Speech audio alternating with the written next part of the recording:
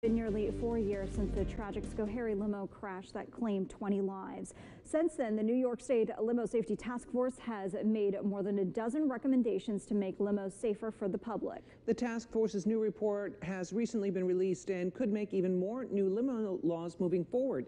Capitol correspondent Jamie DeLine giving us a look at what they say could help save lives.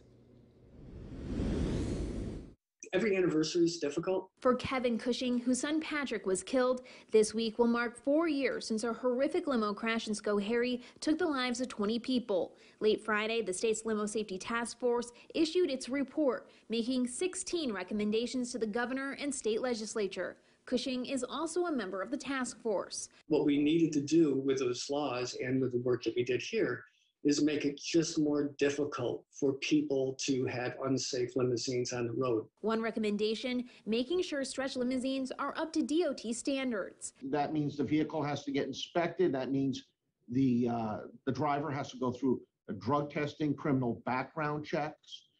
There's also be signage in the limousines too. David Brown, task force member and limo company owner, says if passengers have a complaint or concern, a toll-free New York State number would be visible for them to call if they don't feel safe during the ride. The limo companies themselves would also have a rating. There's going to be recommended, approved, and not approved. So somebody going in there and saying, hey, this guy has a below 70% rate, and he's not recommended by DOT, buyer beware. You might not want to go with them. You'll be able to understand if they've ever had their vehicles taken off the road, the age of their vehicles.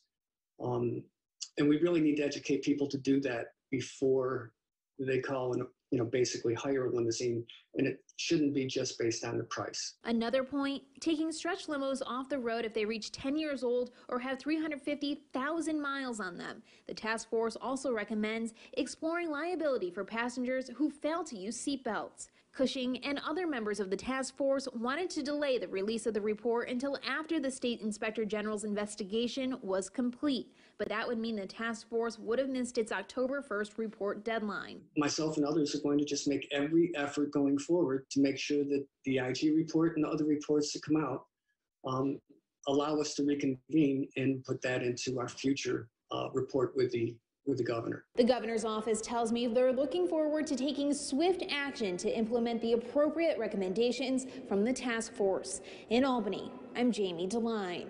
All right, thank you, Jamie.